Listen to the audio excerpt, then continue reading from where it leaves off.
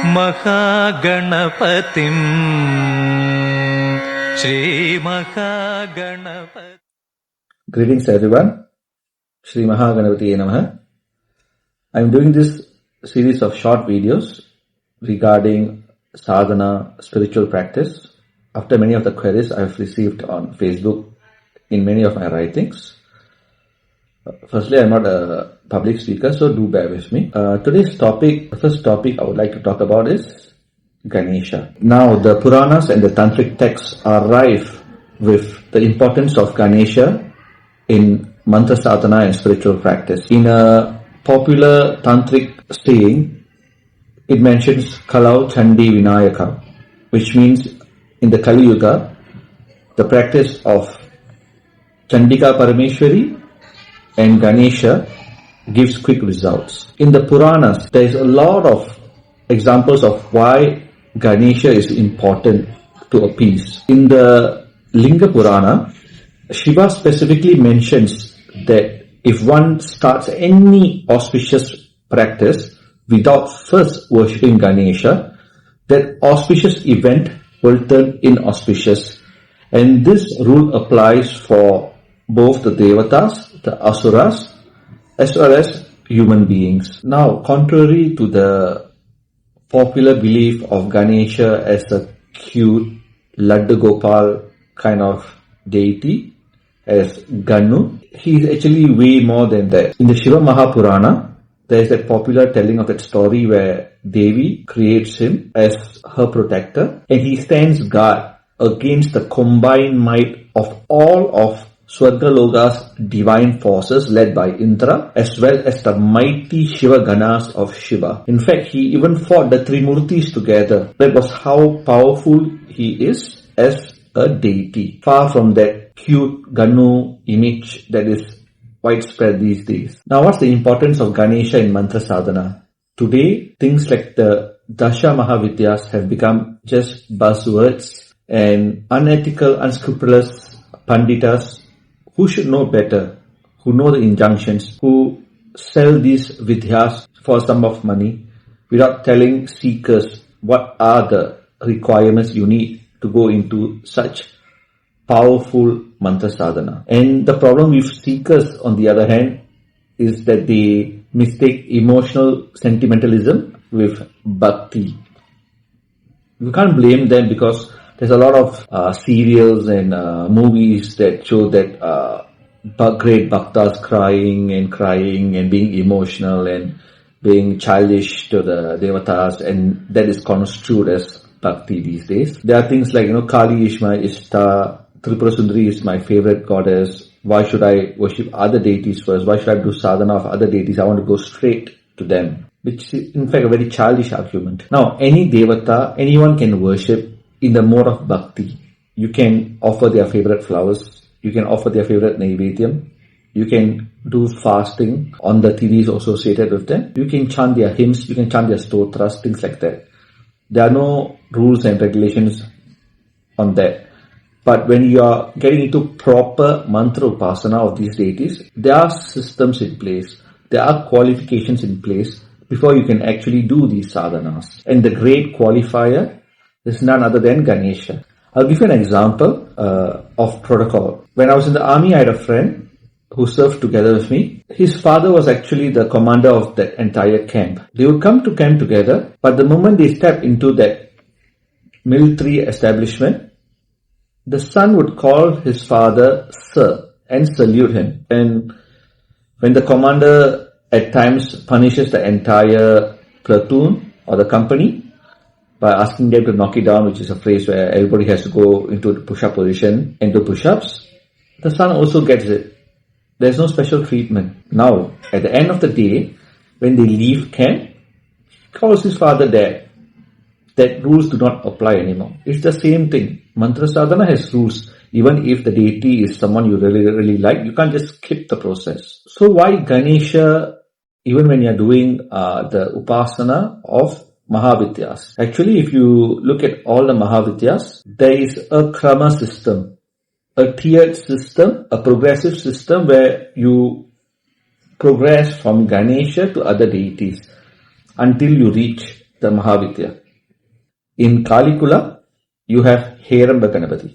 In the worship of Bagalamugi, who is famous, at least in the lower tier, where her worship is used for court cases and to do stambhana of things like your enemies spreading false stories about you and things like that. There is Haridra Ganapati. In Shree Vidya, in the worship of Lalita Mahatripura Sundari, there is Vallabha Ganapati. Now, how are these Ganeshas associated with the Mahavidyas in these systems? For example, Bagalamugi, everybody knows, she's associated with Stambhana, right? Stopping your enemies from speaking about you. Her iconography is her holding the tongue of that Asura. So it's very, very intriguing actually.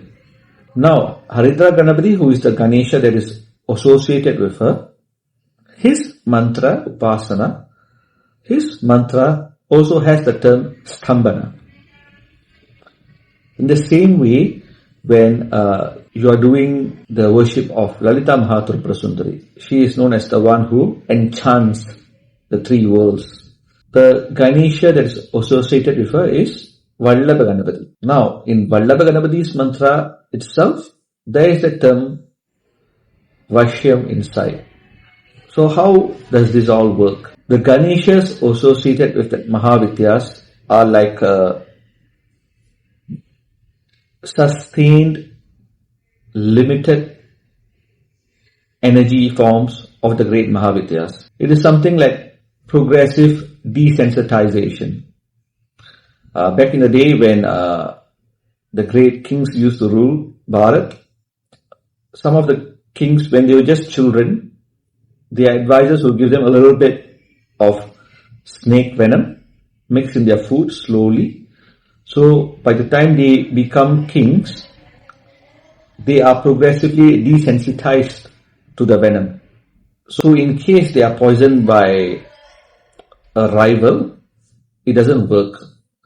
So these Ganeshas give progressive desensitization to the Shakti of the Mahavidyas, which is very, very important. Another example I will give you. In the realms of martial arts, where you learn things like judo, jiu-jitsu, amateur wrestling, things which involve takedowns and slams. When you first learn these arts, you do not learn how to slam someone, how to take down someone, how to throw someone on their head, on bare concrete, within the first few weeks or even months. The instructors spend lots of time teaching you how to break fall safely and how you can slowly slam your partner who's training with you safely. Because if you do not know how to break fall yourself, you do not know how to slam your partner or take down your partner safely, you are a threat and danger to not just yourself, but to everybody around you. This is the same as Ganesha Upasana. Ganesha gives you stability, rootedness, staram. Without that, when you do sadhana, when your Shakti grows, it tends to destabilize you. We've all heard of stories of great siddhas, great practitioners who became very, very famous, in the end get caught up in sex scandals, money laundering scandals and things like that, because they do not have the rootedness. They skipped Ganesha. Another aspect of Ganesha sadhana is he is the opener of blind spots. He makes you aware of things that was not within your vision. Another story I'll tell you is, I had a colleague who was doing Ganesha sadhana. He was looking for his dream home for his family for 3 years. He couldn't get something that was ideal.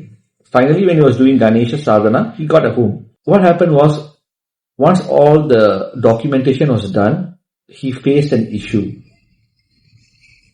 There was an outlay of $25,000 needed to pay for the house outside of that loan. That blindsided him, and he started being very sad of why Ganesha brought him that house that he wanted in the first place, only to take it away from him at the last moment. I told him, don't worry, just continue your sadhana.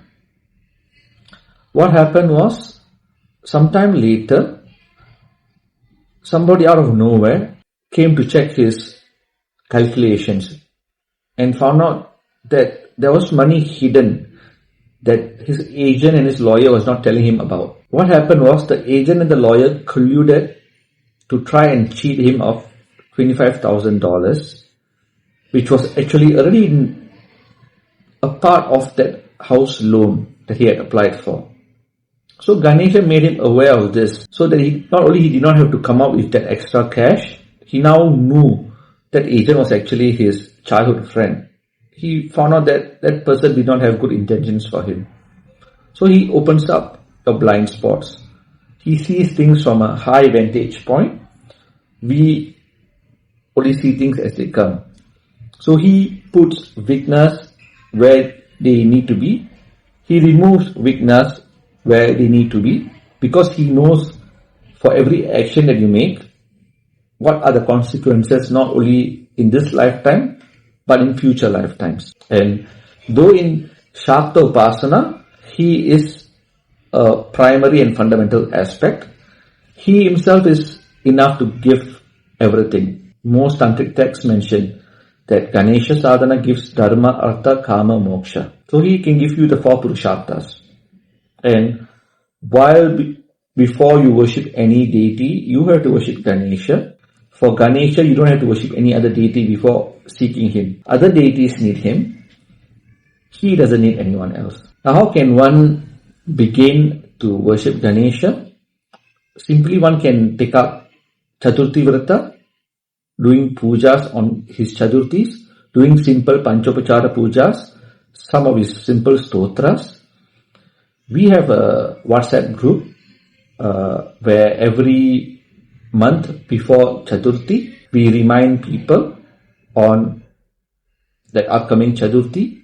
We also share manuals we have created where simple worship, simple vrata can be done. And there are hundreds and hundreds of testimonials of people who have benefited from job promotions, from having an obstacle being removed, from couples that could not get children finally having a child. A lot of benefits have been shown from his worship. If you would like to join our WhatsApp group, you can join in the link below. We'll put it in the descriptions. So that's all for today. I hope you enjoyed the video. If you have any questions regarding sadhana, regarding Ganesha, you can just put it in the comments below and I'll answer them. Karpantune.